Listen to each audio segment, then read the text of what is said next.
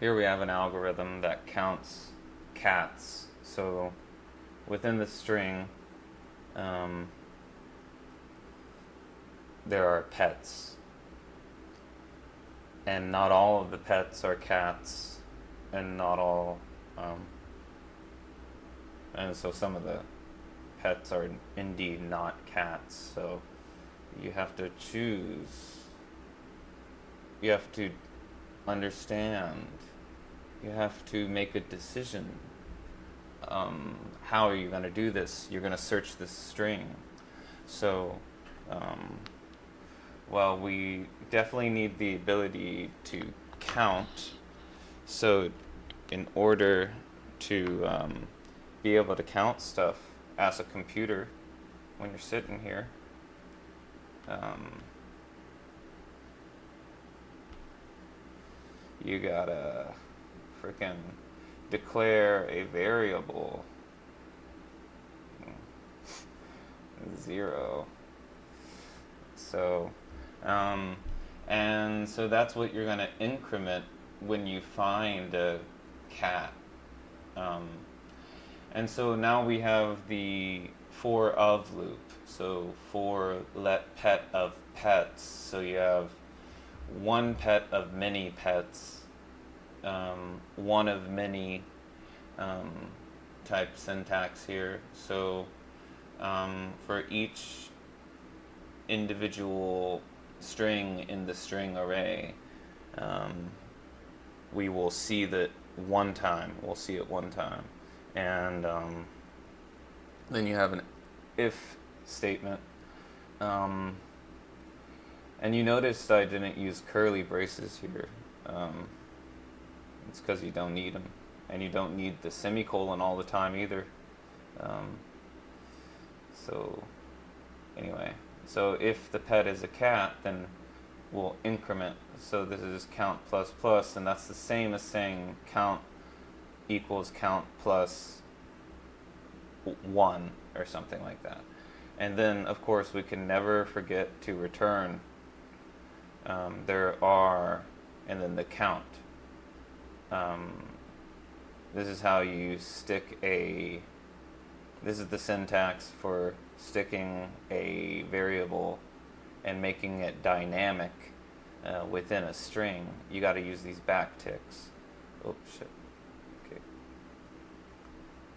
Cool. So that is one thing I wanted to do today. Kind of a warm-up question. The other thing I wanted to do was the palindrome. Cool. So, the famous palindrome problem here before me. Okay, this is a palindrome. Same forward as it is backwards. It's a function that takes a string, and then we're going to have a reversed copy of the string. But we have to build it ourselves. We have to do it at home. DIY string reversal. For let character of string. So how do we look at individual characters within a string? Well, we can say for a character of the string, and it will return the index for us. So for let char of string, for that individual one, all the way until the end of the word, we're going to go letter by letter, judging. We're going to store in our copy, our reversed copy. We have to build it ourselves, remember. The char plus reverse string. So currently the reverse string is this. It's empty. But we're going to place a character in front of that empty string, which will be important later because we're trying to do this all in reverse. So if we're going to check if race car is a palindrome and we're trying to build our own, our mirror copy, a reversed copy, then we got to make it ourselves. So we're going to go character by character, race car, R, and then we're going to add the next character, in front of the reversed character. So we just added R. So for the next character, it's A, right? And then C, and then E, race car, and then C, and then A, and then R, up.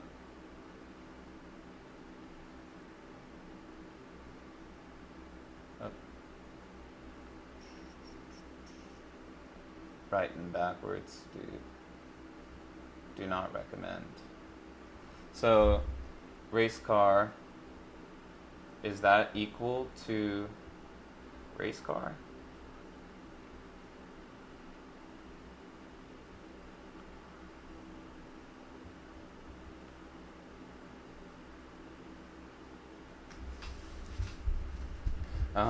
And we see that it is.